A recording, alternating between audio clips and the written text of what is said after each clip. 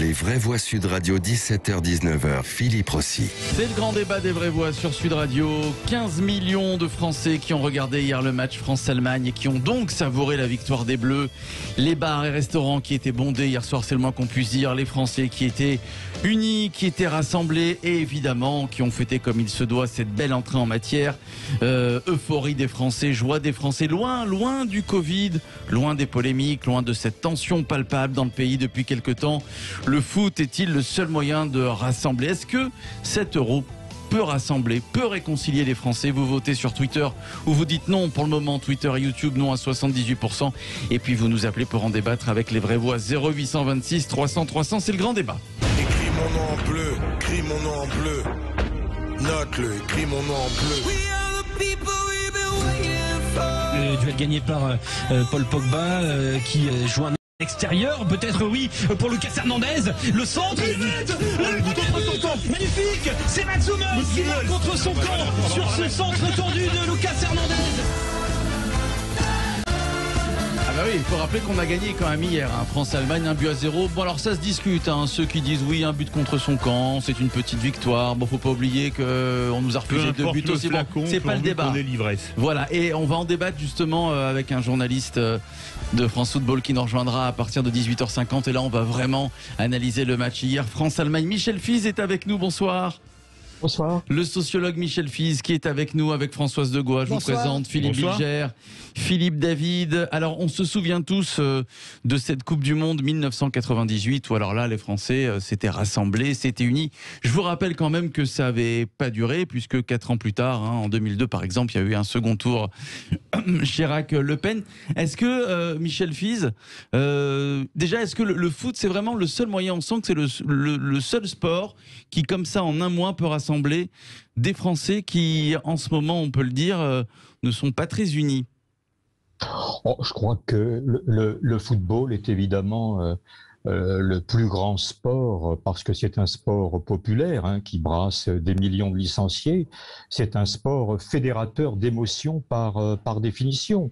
C'est un sport qui réunit toutes les générations. Si on voulait prendre cette vieille expression de 7 à 77 ans, même un peu plus jeune aujourd'hui et un peu plus âgé aussi. Voilà, donc je pense que le football permet une grande communion collective qui est amplifiée évidemment quand sur le terrain se déroule comme hier un match, moi que je qualifie, alors en tant qu'ancien footballeur aussi parce que j'ai vécu ce type d'émotion, comme un grand moment de jeu collectif, malgré le résultat, mais vous l'avez rappelé, qui aurait pu être plus élevé, puisque je pense qu'effectivement, il ne faut pas retenir le but contre son camp, il faut retenir les 2 buts marqués par évidemment Mbappé et Karim Benzema. Ouais. Oui. Alors, Françoise Degois, je vous redonne la parole après Michel Fize, Philippe Bilger et Philippe David. Votre sentiment, Françoise? Je pense que c'est le dernier endroit et le dernier moment où on peut tous communier ensemble, bien sûr. Alors, je ne suis pas sûr que ça soit une communion. D'abord, je ne pense pas que la France se regarde en chien de faïence comme on veut bien nous le dire. Ça, c'est le premier point. Ouais. Il y a le bruit médiatique qui fait beaucoup de bruit. Le reflet des médias et des réseaux sociaux. Et des réseaux sociaux. Puis, vous avez la réalité des gens. La réalité des gens, bien souvent, est tout à fait différente. Il n'y a pas de guerre de communauté. Ce pays n'est pas au bord de la guerre civile, donc penser qu'il n'y a que le foot qui peut le rassembler, c'est déjà considérer qu'il est séparé irrémédiablement, ce que moi je ne crois absolument pas. Les délires sur l'archépilisation, tout ça, je sais que c'est très bien médiatiquement, mais dans les faits, en tout cas cette réalité-là, elle n'est pas palpable dans la Creuse, dans les Hautes-Pyrénées, de la même manière à Nantes ou ailleurs, voyez. Donc il faut faire attention aux généralisations, je ne les sens pas du tout comme ça. En revanche, voilà, je pense que cette équipe, en 98, Chirac joue merveilleusement le coup, alors que vous en souvenez certainement, Michel, Chirac ne connaît rien au foot. Il connaît même pas les joueurs, il sait même pas, mais il est magistral dans cette façon de récupérer cet événement, Black Blamber, parce qu'à l'époque, souvenez-vous, moi j'étais journaliste, Radio France avait eu la gentillesse de demander aux journalistes de s'ils voulaient faire la Coupe de France, de la Coupe du Monde, de la couvrir. Donc moi je couvrais la Coupe du Monde à Marseille, c'était génial, avec la famille Zidane. justement. Et je me souviens très bien, c'était les mêmes arguments. Ceux qui critiquent le retour de Benzema, qui crient sur Youssoufa, qui je mets pas Philippe David dans ce cas parce qu'il est moins globalisant que ça. Ah non, moi j'ai pas critiqué le retour de Benzema. C'est pour ça ce que je vous dis. Mais par contre, j'aime pas le rap. Mais vous avez des gens qui mettent tout le package avec le genou à terre, etc. Mais c'était les mêmes critiques. Jean-Marie Le Pen, à l'époque, disait il y a trop de noirs dans cette équipe de France. Vous regardez les réseaux sociaux. Là, tout à l'heure, je regardais à la question, quelqu'un qui répond c'est une équipe africaine. Et c'est dingue. Ouais. Donc, mais cette façon de penser-là par rapport à l'équipe de France, moi, je suis persuadé qu'elle est minoritaire. Ouais. Alors, déjà sur le constat, et après je vous redonne la parole, Michel Fize, évidemment, Philippe Bilger et Philippe David, sur le constat de cette France sous tension qu'on nous vend, est-ce qu'elle est réelle selon vous, Philippe ? Moi, je trouve que ça fait longtemps que la France n'a plus véritablement de lien. On cherche désespérément ce qui peut l'unir. Et c'était déjà vrai il y a des années. Je trouve que c'est encore plus vrai aujourd'hui. La France est fracturée et est constitué en communauté, en autarcie, et c'est vrai que le football aujourd'hui peut apparaître comme un lien conjoncturel, mais qui au fond n'est plus suffisant pour donner l'illusion d'une unité. Je trouve dommage que le sport aujourd'hui soit devenu presque la seule fraternité d'un pays qui en manque par ailleurs.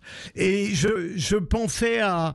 Et évidemment, je suis mal placé puisque j'ai cette passion obscure et dévorante dont parle un très bon écrivain au sujet du foot. Je trouve dommage que le football soit devenu, au fond, le plein d'un pays qui est vidé d'une unité authentique. J'exagère, je force le trait, mais je suis heureux d'entendre votre réponse. Bon, alors Michel Fize. Alors, moi, je pense qu'il ne faut pas effectivement confondre deux choses. Et il faut vraiment considérer que les Français sont de grands garçons et de grandes filles et qu'ils savent, encore une fois, s'emparer d'un événement pour le mettre sur le positionnement qui leur convient. Bon, je rappelle quand même que nous sortons d'un long coma social, ce coma qui a été provoqué par le confinement, les couvre-feux et autres gestes barrières. Donc, les Français ont envie de souffler. Les plus jeunes ont envie de faire la fête et les plus âgés ont envie de se retrouver dans des moments de communion émotive. Je dis bien, je crois qu'il faut laisser de côté toutes ces bêtises d'intégration par le sport, de rassemblement national par un match qui dure 90 minutes. Je crois d'ailleurs que les personnes que vous interrogez par sondage le montrent bien. Il y a des réalités objectives qu'on ne peut pas bousculer à son gré. Il est évident que les problèmes sociaux ne sont pas effacés aujourd'hui par cette victoire hier, qui est aussi symbolique, parce que c'est l'Allemagne. Ça aurait été un France-Serbie, il est probable qu'il n'y aurait pas eu le même engouement, parce qu'on se rappelle tous ce fameux slogan, et à la fin c'est l'Allemagne qui gagne, en pensant à la demi-finale de la Coupe du Monde 82, qui est quand même dans tous les esprits. Alors, ce que je voulais dire aussi, c'est que c'est la France qui gagne. Et comme l'a bien dit un quotidien ce matin, et à la fin, c'est la France qui a gagné hier. Voilà, l'équipe a frisé la correctionnelle avec sa une que j'ai trouvé très drôle. J'ai trouvé très drôle. Comme en 18. Comme en 2018, c'est amusant. Alors, Philippe David, sur le constat sur cette France sous tension, évidemment, ça peut être le reflet des médias et des réseaux sociaux. Mais c'est vrai que, alors vous parlez de France-Allemagne, c'est plus globalement l'euro et le parcours de la France dans l'euro qui va sûrement rassembler les Français. Oui, mais alors, je me rappelle quand il y a eu Michel Fize, qui est un fin connaisseur de football, rappelait la terrible demi-finale de 82. Paris Match avait écrit, c'était un philosophe ou un écrivain qui avait écrit en Paris Match juste après le drame de Séville, que la France avait perdu la 4e guerre franco-allemande. Vous voyez, le parallèle. Parce que le football, ou le rugby même, peut changer l'avenir d'un pays. Si je vous prends le football, le retour de l'Allemagne sur la scène internationale après la Seconde Guerre mondiale. 54. Le miracle de Berne, quand ils battent l'imbattable Hongrie. Et là, ils reviennent, c'est-à-dire que c'est plus le pays festiféré. Moi, je suis d'accord avec Philippe. Ils retrouvent le concert des nations par cette victoire. Vraiment. En 54. Vraiment... Ironie de l'histoire, en 90, pour l'unification allemande, l'Allemagne regagne la Coupe du Monde. Bien sûr, bien sûr. Et si, pour pas rester dans le foot, pour aller dans le rugby, en 95, tout a été fait pour que l'Afrique du Sud gagne la Coupe du Monde de rugby chez elle. La France a été volée en demi-finale de manière modérée. Ah oui, la France a été volée. 3 essais valables refusés. Excuse-moi, oui. Non, mais alors, ce qui est sûr, c'est que pour Mandela, c'est vrai que c'est la victoire arc-en-ciel des Springboks. Oui, c'est véritablement la naissance de la nation arc-en-ciel. Et moi, j'ai un Sud-Africain qui m'a dit, tu sais, si on a fait gagner l'Afrique du Sud, c'est que sinon le pays tombait dans la guerre civile. C'est un Sud-Africain qui me l'a dit. Oui, ça va. Bon. Écoute, c'est quoi? C'est un quoi? C'est un noir, un Sud-Africain, ou c'est un blanc? C'est un blanc Sud-Africain qui m'a dit que le pays risquait de basculer. Baptiste est avec nous. Baptiste qui nous appelle de Boulogne-Billancourt. S'il vous plaît, on aimerait entendre Baptiste. Bonsoir Baptiste. Bonsoir mon cher Baptiste. Alors, qu'en pensez-vous? Est-ce que l'euro va rassembler les Français? Sûr que oui. Eh ben, je suis un peu d'accord avec pas mal de choses qui ont été dites. C'est que on n'a pas seulement gagné la Coupe du Monde en 98, on a aussi gagné l'Euro en 2000, et on avait 2 ans plus tard le Front National au 2e tour. Et j'ai l'impression que pour la Coupe du Monde 2018, je pense que l'Union nationale a duré à peu près 37 à 40 minutes. Il est excellent. On se souvient que quelques jours après, Alexandre Benalla cassait des manifestants et empêchait les gens d'approcher le bus. L'affaire a été dévoilée 3 jours après. C'était plusieurs mois avant. Mais après, il a été dit quand même que Benalla avait tout fait pour accélérer le passage des champions du monde sur les empêcher de revenir.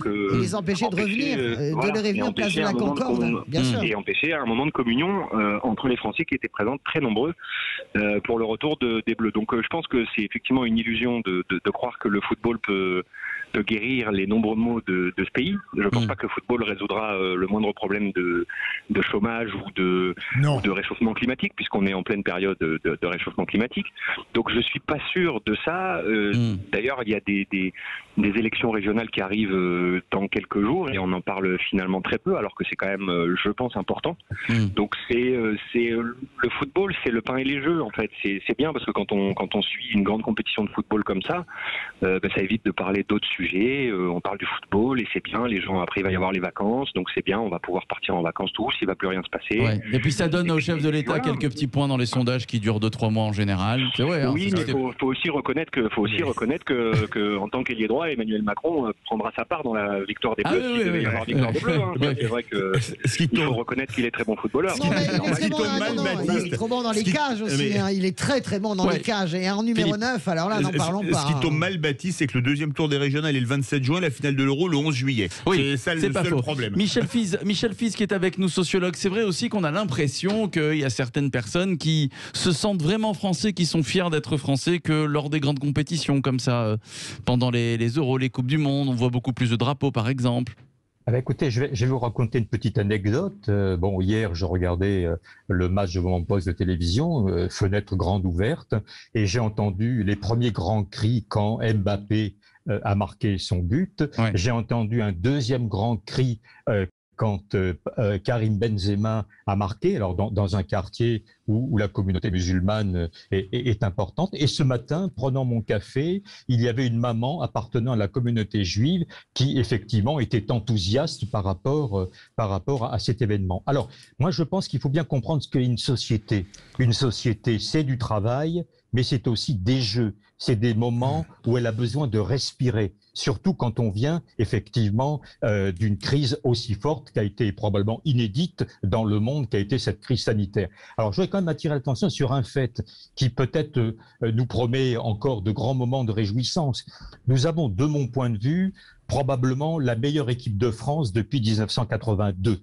Avec le fameux triangle magique dont on parlait à l'époque. Alors, c'est une équipe d'ailleurs, si on veut l'analyser d'un point de vue psychosocial, qui a montré hier de belles vertus, si vous me permettez ce mot un peu ancien. Solidarité. Une équipe solide, une équipe solidaire, une équipe déterminée, une équipe qui ne lâche rien, qui va jusqu'au bout, évidemment, d'un résultat qui aurait pu être inversé au dernier moment. Une équipe confiante, avec un chef qui me paraît être tout sauf un capitaine de pédalo.